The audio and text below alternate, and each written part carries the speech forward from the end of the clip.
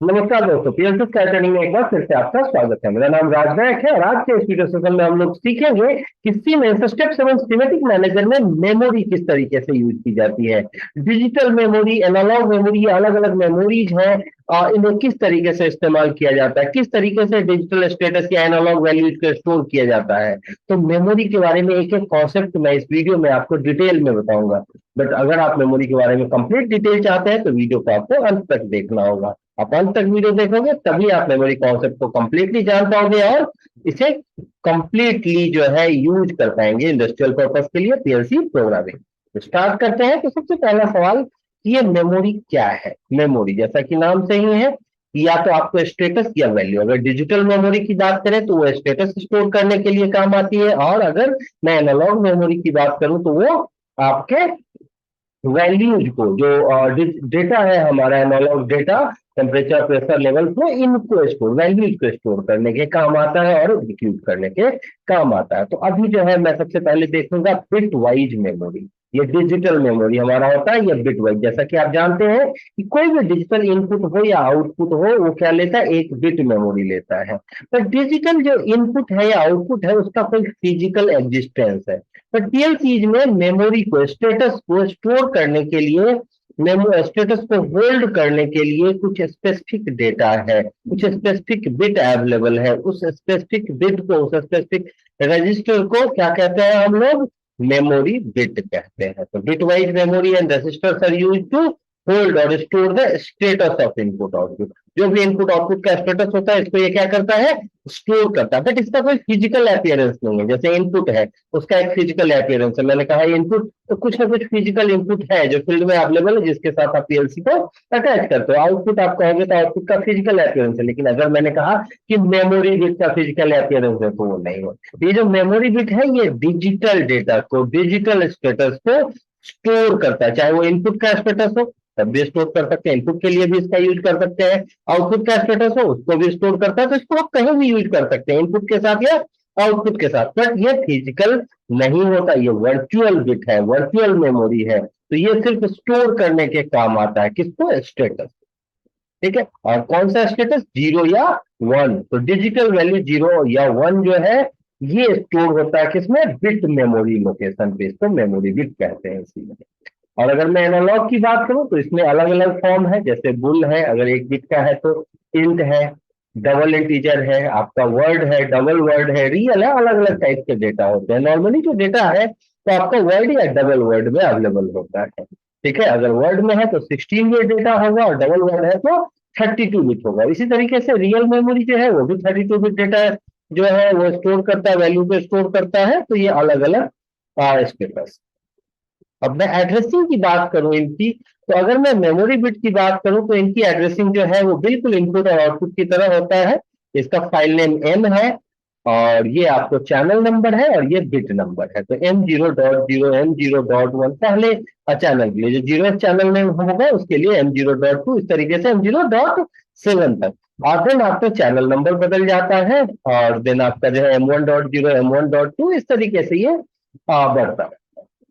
और अगर मैं एनालॉग की बात करूं तो अगर मेरे पास बाइट बेस्ड डेटा है तो MB0, MB1, MB2, MB3 आएगा। और अगर वर्ड बेस्ड है तो M0, MW0, MW2, MW4 alternate आएगा। क्यों, क्योंकि ये जो बाइट बेस्ड पीएलसी 8 ये चैनल में कितने बिट्स है, 8 बिट्स है। तो दो चैनल की मेमोरी को ये स्टोर करता है। तो जो है बाइट बेस्ड है उसके लिए तो ओके है, कंटिन्यूअस आप ले सकते हो MB0, MB1, MB2।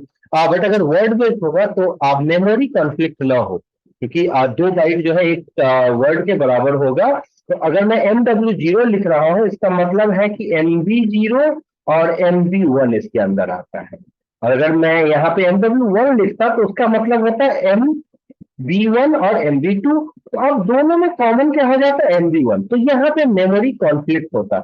That's why अगर मैं वर्ड डेटा यूज करता हूँ तो MW0, MW2, MW4 means alternate. अगर मैं MW1 से शुरू करूंगा तो 1357 इस तरीके से लिखूंगा। और अगर डबल वर्ड डेटा यूज कर रहा हूँ तो MB0, MB4, MB8 इस तरीके से जो है ये चार चार के गैप पे आएगा।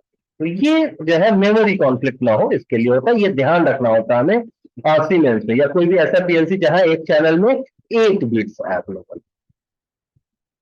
अब मैं इसे प्रैक्टिकली देखता हूं कि किस तरीके से डिजिटल डेटा को, अभी जो है हम लोग डिजिटल डेटा को प्रैक्टिकली देखेंगे कि डिजिटल मेमोरी को किस तरीके से शो करते हैं, और देन आफ्टर हम लोग जो है वो एनालॉग मेमोरी के लिए भी देखेंगे।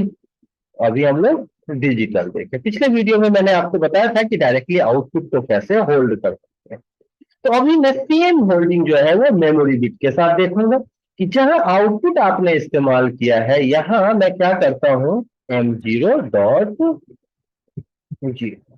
यहाँ मैंने एक मेमोरी बिट की एड्रेसिंग इस्तेमाल कर। ठीक है, अब इसका नाम ले लेता हूं मैं, एडिट सिंबल में आके इसका नाम मैं लिखता हूं मेमोरी बिट 0। ठीक है, तो इसकी एड्रेसिंग जो है वो इस तरीके से होती है।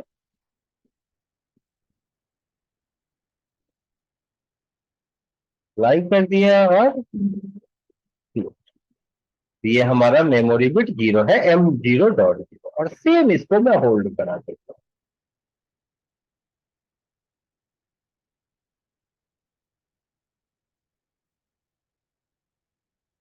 तो यहां मैंने एड्रेसिंग दे दी M0.0। अब ये मेमोरी बिट आपका होल्ड हो गया। ठीक है, अब इसके साथ आप अगर किसी भी डिवाइस को अटैच करना चाहो जिसको कंटिन्यूअस सिग्नल की जरूरत है या होल्ड सिग्नल की जरूरत है, पावर फ्लो को होल्ड की, तो आप इसको प्रोवाइड कर सकते हैं। आउटपुट भी अगर कहीं भी, अब मन में सवाल आता है कि इसका यूज कहाँ करेंगे, जहां कहीं भी आपको कॉम्प्लेक्स सिस्टम नजर आए वहां आप होल्ड करते हैं स्टेटस को, और देन जैसे अगर मान लो 3-4 आउटपुट आपको हाई करने हैं कि एक साथ बटन प्रेस किया तो 3-4, एक बार पुश बटन प्रेस किया तो 3-4 आउटपुट हाई हो, बट जैसे ही आपने जो है स्टॉप बटन प्रेस किया तो सिर्फ एक हाई हो, सिर्फ दूसरा हाई हो, कुछ इस तरीके की कहानी हो या कुछ भी कॉम्प्लेक्सिटी हो, तो हम मेमोरी बिट के थ्रू प्रोग्राम करना प्रीफर करते हैं, मेमोरी बिट के थ्रू होल्ड करना। और अगर डायरेक्टली आउटपुट होल्ड करना हो तो मैंने आपको कल बताया था पिछले वीडियो में कि किस तरीके से आप जो है आउटपुट को डायरेक्टली होल्ड कर सकते हैं, लैच कर सकते हैं। तो मैंने दूसरा जो है नेटवर्क लिया। अब दूसरे नेटवर्क में मैंने ये जो होल्ड हुआ है इसको आगे पास कर दिया, आगे पास किया मैंने M0.0, और इसके स्टेटस को मैं किसी, फिलहाल हमें आउटपुट के बारे में आइडिया है तो मैं किसी आउटपुट को डायरेक्टली पास कर सकता हूँ। यहाँ आप 3-4-5 अलग अलग आउटपुट के साथ इसको यूज कर सकते हैं।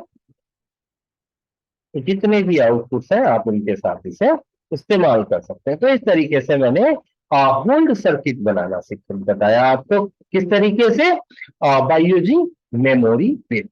यहाँ पे मैं लिख देता हूं, ये क्या है हमारा टाइटल में, लैचिंग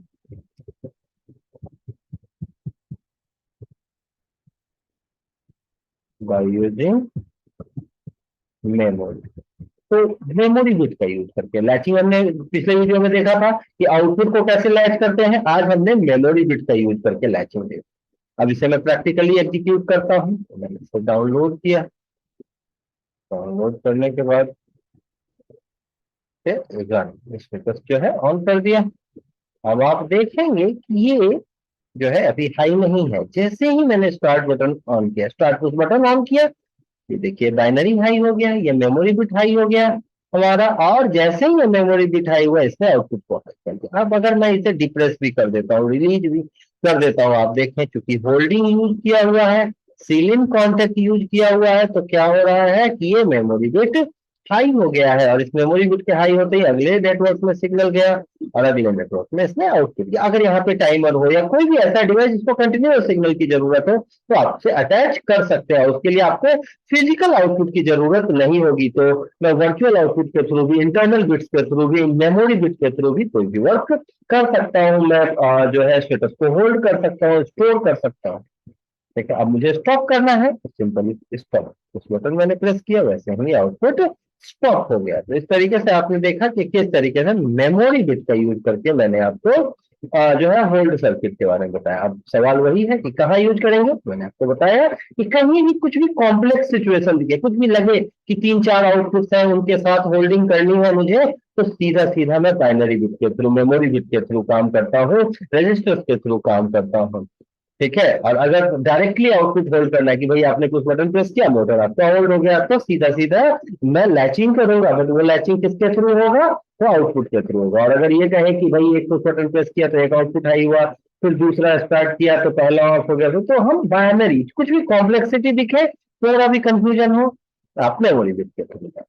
तो और इसे अलग अलग पीएलसी में अलग अलग नाम से जानते हैं, कहीं पे इसे बाइनरी बिट बोलते हैं, बट ज्यादातर पीएलसी में इसे मेमोरी बिट के नाम से जाना जाता है। तो आई होप कि अब आपको मेमोरी बिट के थ्रू ये सारा डिटेल समझ में आ गया होगा कि किस तरीके से ये स्टेटस को 0 और 1 अलग अलग स्टेटस को स्टोर करता है और आगे उसे एग्जीक्यूट करता है, पास करता है। अगर फिर भी कोई डाउट हो वीडियो से रिलेटेड तो कमेंट सेक्शन ओपन है, आप कमेंट कर सकते हैं। और कोई किसी भी तरीके का आपको इस वीडियो से रिलेटेड है और अगर वीडियो अच्छा लगा हो तो प्लीज इसे लाइक करें और शेयर करें। खुद तो जाने ही, अपने दोस्तों को ही बताओ। और अगर आप हमसे जुड़ना चाहते हैं, हमारा ट्रेनिंग ज्वाइन करना चाहते हैं, आप ऑनलाइन ऑफलाइन किसी मॉडल पीएलसी सीखना चाहते हैं, कोई किसी भी ब्रांड की पीएलसी, सीमेंस, स्नाइडर, मित्सुबिशी, और देन आप हमें कॉल कर सकते हो, कांटेक्ट कर सकते हो, व्हाट्सएप कर सकते हो, किसी भी तरीके से हमारा कांटेक्ट डिटेल आपको स्क्रीन पर दिख रहा होगा। आप हमें मेल कर सकते हैं, मेरा मेल आईडी आपको दिख रहा है। और अगर आप ट्रेनिंग के बारे में और जानकारी चाहते हैं तो हमारा वेबसाइट विजिट कर सकते हैं, www.innovicindia.com हमारा जो है ये वेबसाइट का एड्रेस है। और अगर आप हमसे मिलना चाहते हैं तो अपॉइंटमेंट लेके आप कभी भी आ सकते हैं। लक्ष्मी नगर न्यू दिल्ली में हमारा ऑफिस है। किसी भी तरीके की ट्रेनिंग आप जो है ऑटोमेशन से रिलेटेड, पीएलसी, स्कैडा, एचएमआई, वीएबी, किसी भी ब्रांड के टूल पे आप ज्वाइन कर सकते हैं। वीडियो को आपने अंत तक देखा उसके लिए धन्यवाद। मिलते हैं नेक्स्ट वीडियो में मेमोरी बिट के कुछ नए और इंटरेस्टिंग एग्जाम्पल्स के साथ। तब तक के लिए धन्यवाद।